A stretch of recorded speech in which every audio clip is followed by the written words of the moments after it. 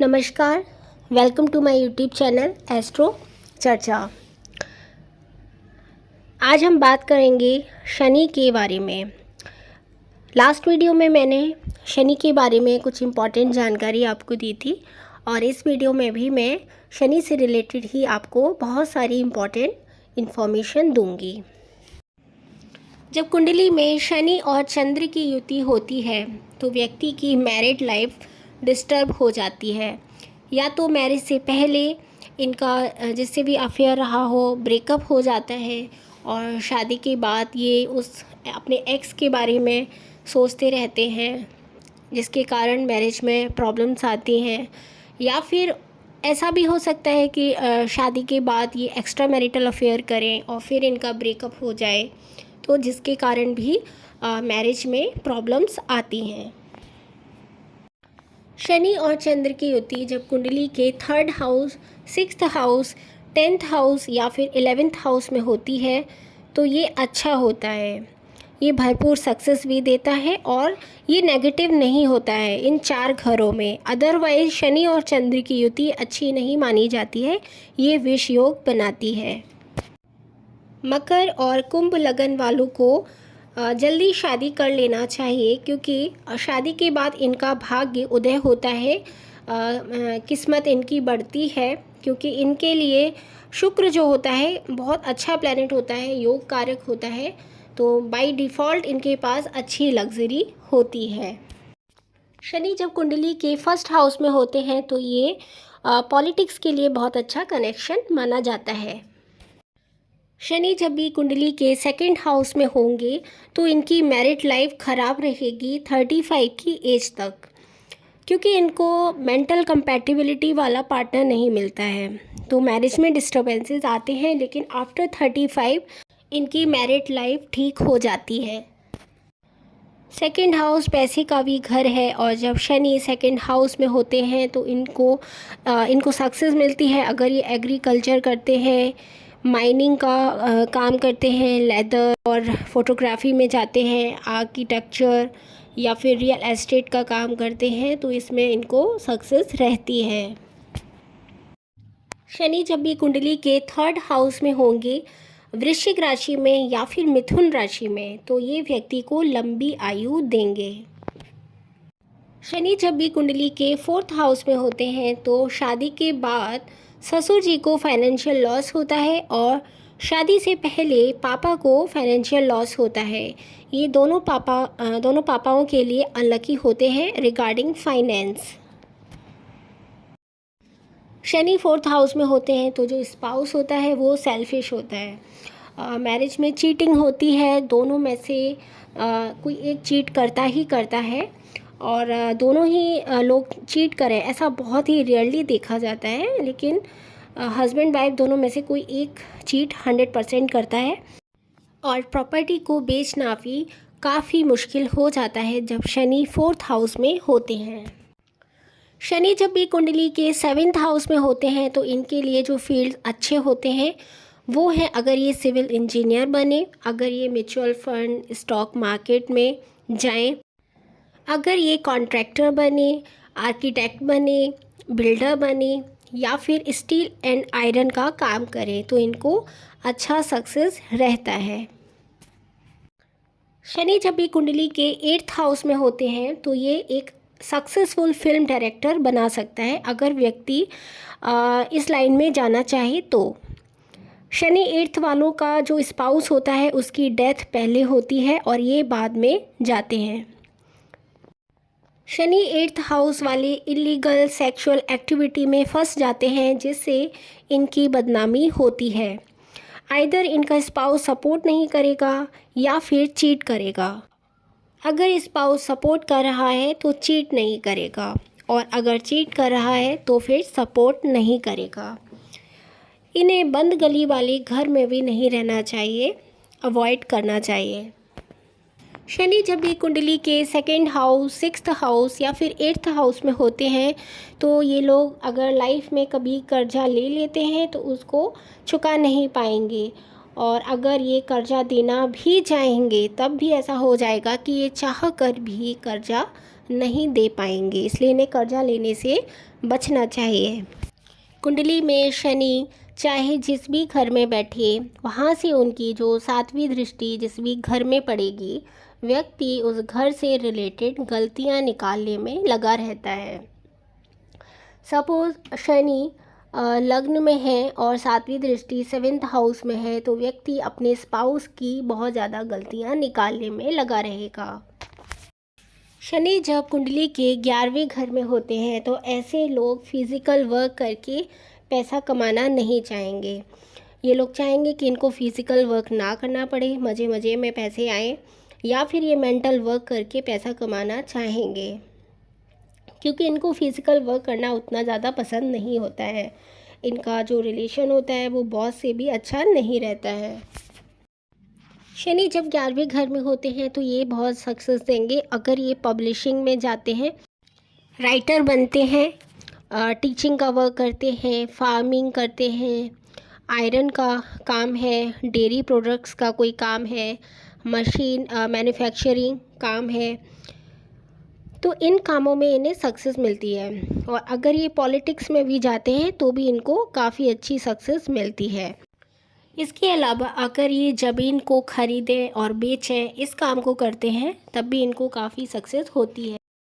ऐसे लोग क्या है कि एक्सेसिव नॉन वेज खाते हैं, इनको नॉन वेज से एक तरह से बहुत प्यार होता है, और ये लोग काम में इतना ज़्यादा डूबे रहते हैं कि अपने घर में भी, अपने घर वालों को भी समय नहीं दे पाते हैं।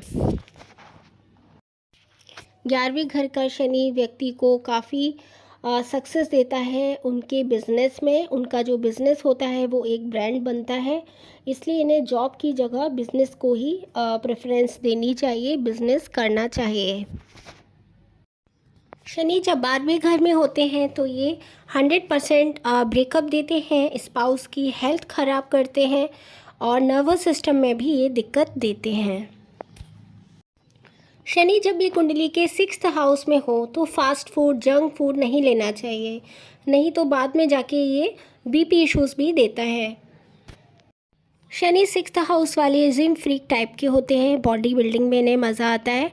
अगर ये बिज़नेस करना ही चाहें तो इनके लिए, बिज़नेस के लिए अच्छे फील्ड है कोल का, आयरन का, plywood, charcoal, petroleum, transport service या फिर रोड कंस्ट्रक्शन का काम ये कर सकते हैं।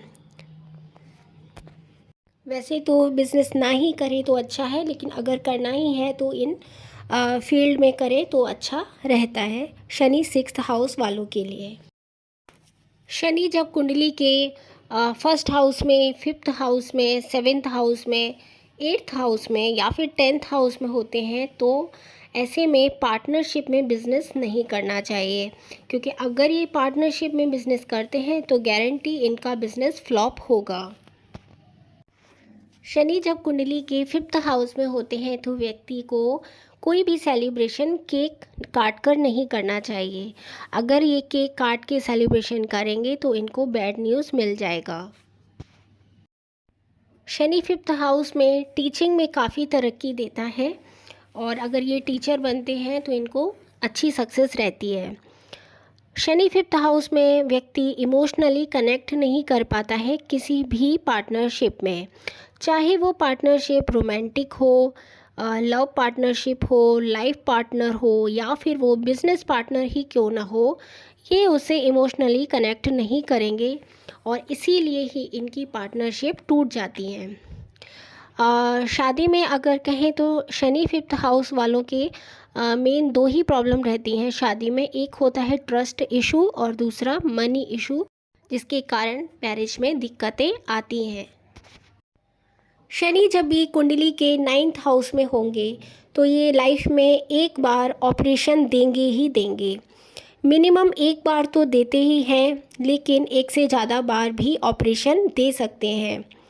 शनि 9th हाउस में बीपी का इशू, भूख ना लगना, चेस्ट इन्फेक्शन, पैरों में दर्द, इनमें से कोई 1 या 2 बीमारी ये देंगे।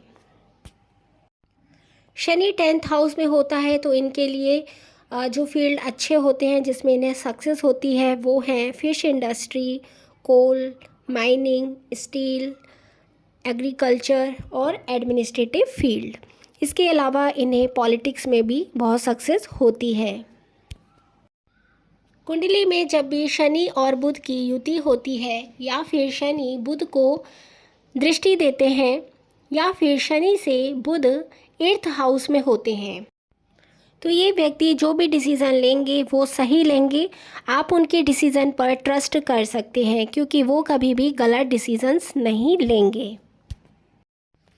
कुंडली में शनि से 10वें घर में अगर गुरु हो तो व्यक्ति को फाइनेंशियल सुख मिलता है अच्छे लेवल का, और ये सक्सेस के लिए भी अच्छा होता है। शनि की 7.5 अच्छी कब जाएगी? जब शनि आपके 11th लॉर्ड हो। अगर आपकी कुंडली में शनि आपके 11th लॉर्ड है तो शनि की 7.5 अच्छी जाएगी रिगार्डिंग फाइनेंस एंड सक्सेस। या फिर आपकी कुंडली में चंद्र आपके 11th लॉर्ड के नक्षत्र में हो, तब भी 7.5 अच्छी जाती है व्यक्ति की रिगार्डिंग फाइनेंस एंड सक्सेस। 7.5 खराब जाएगी जब चंद्र 6th या 8th या फिर 12th लॉर्ड हो, या फिर 8th या 12th लॉर्ड की उस समय दशा या फिर अंतर्दशा चल रही हो, तब 7.5 खराब जाती है। क्योंकि 8th या 12th लॉर्ड की दशा अंतर्दशा होती है या 6, 8, 12 लॉर्ड है चंद्र आपकी कुंडली में, तो ये आपकी काफ़ी ज़्यादा पैसा वेस्ट कराएगा बीमारियों के पीछे।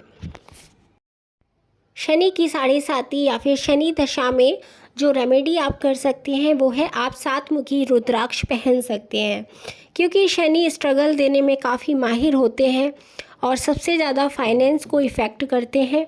और 7 मुखी रुद्राक्ष जो है वो लक्ष्मी का कारक है, तो आपकी लाइफ में पैसों का जो बैलेंस है वो सही बना रहेगा और फाइनेंस इशू से आप अच्छे से डील कर पाएंगे।